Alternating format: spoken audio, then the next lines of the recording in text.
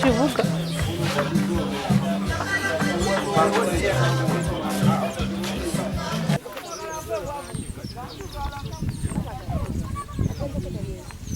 Ebyo biri eri mu moto mu lyato.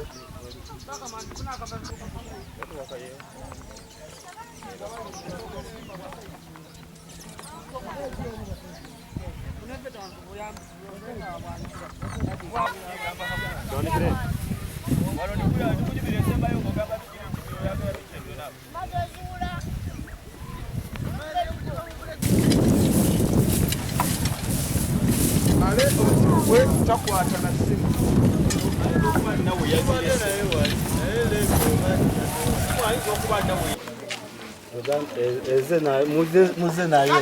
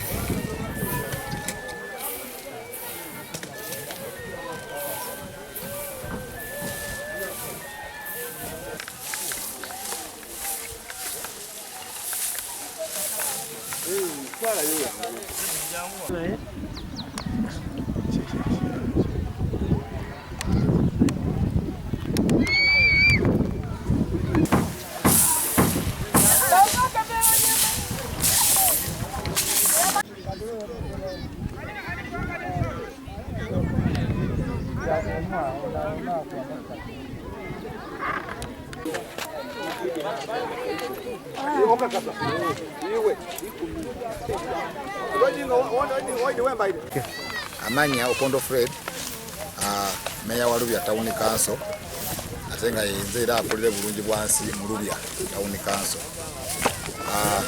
Nebazo olunaku olwaleero gavumenti ya Ssaabasajja Kabaka awamu n'essaza lyaffe mukulu Mbuubi wafu wa Buvuma nga nsindikira Ssabagabbo ne ttiimu yonna ey'essaza okujawulira mu Town Council yange wano e Lubya. Etandikidde ku kizinga kiri ekyekirewe ali ku kizinga ky'ennamiti tuli mu bulungi bwansi nga omulaba embeera bweri nti embeera nga weri mu bizinga teri nga ya ku lukalu nti tuba n'obubeera bungi ebicupa bingi so abakulu bano bazze tuyamagane nabo nange neekwaddemu n'abakulembeze bange bonna era nabo mbeebaza abakulembeze bange naddala ab'ekirewe gyemba bonna basitukiddemu nga tebalutumiddemu n'abatuuze n'abaana bonna obuyonjo tulina ekizibu kimu kimu oba bibiri nti wetuyiwa kasasiro waffe wano abantu bayiwa kasasiro tetunafuna bitundu byetwawulira abantu naddala ku bino ebizinga ebirikirewe ne Lubya n'enamiti bate tunayawulawo nti kino kitundu kyekino kyetukola ki kyetuyawulidde abantu okuteeka mu kasasiro ate abantu badde bakozesa nnyo n'ebitundu bino okulabika nti babikozesa ng'okweyambisa nga tooyi naye twalanza okuziba zitooyi buli ku kizinga kubanga twabadde tulaba nga bitukalubiriza nnyo abantu olw'obuyonjo nga tebuli naye twafuka Town Council buli kizinga kigenda kyezimbira kabuyonjo waakyo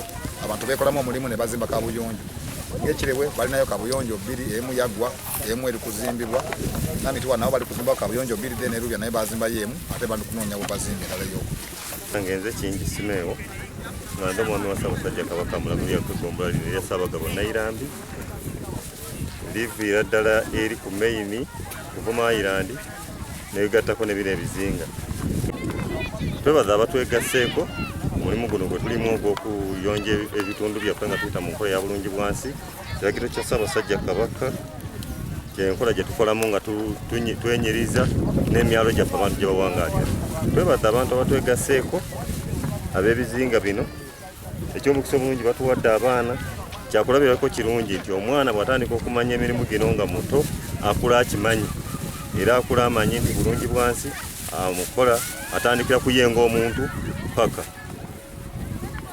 Okusomozebwa kutulina nti abantu basande ekintu bano balinga abalaba ekintu ekipya kyobola abantu abakulu abatwegasseeko batono tusinze funa abaana n'ekyo mukisa omulungi nti guno omulembe gw'abavubuka ate bwe tufuna abaana bakula bamanyi bulungi bwansi kyeki bamukola batya era okukolera awamu kivaayo bulungi nti gemaanyi mu kuyonja ebibuga byaffe nawa gye tubeera.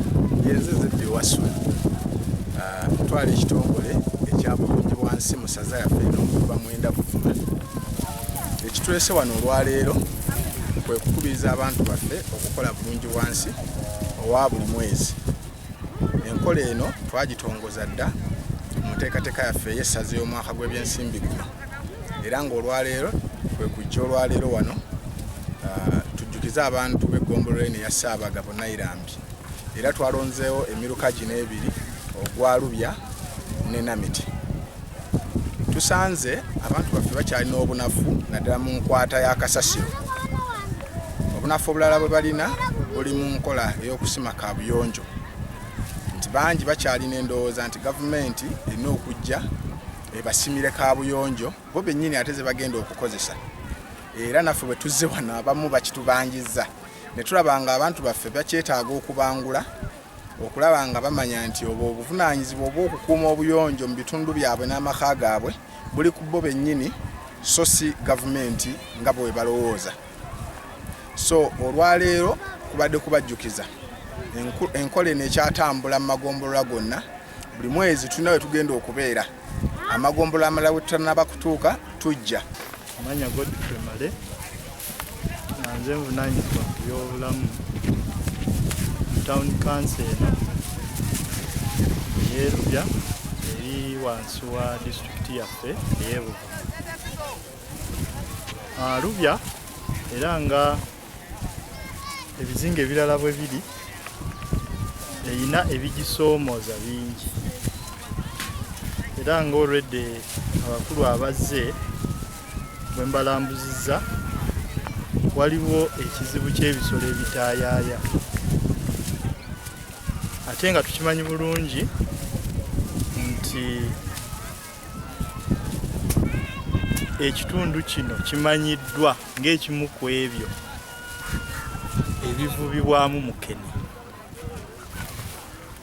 Obuzibu abantu bwe basanga nti bagatta ebintu bingi, bagatta okuvuba ate ne bagatta n'okulunda, naye ate nga bw'olaba tewali kifo kiri gazeted oba kyasalibwako nti kino kye balina okulundiramu. Kati weesanga nga ebisolo biva eyo gye bitaayayiza ate ne bijja eno gye bakolera emirimu egy'okuvuba ne gye baanika mukene. Katantazi yanze nkulira ekitongole eky'ettaka ebizimbe n'obugagga obw'omu ttaka mu ssaza lya Ssaabasajja Kabaka erye Buvuma. Omuntu okwebaka mu nnyumba nga temuli kamooli, ennyumba teriiko kamooli, kuba ekiro geza abantu abasuze mu nnyumba nga yonna mumaze okuggalawo mutandika okugabana empewo eyo ey'obulamu okisigeni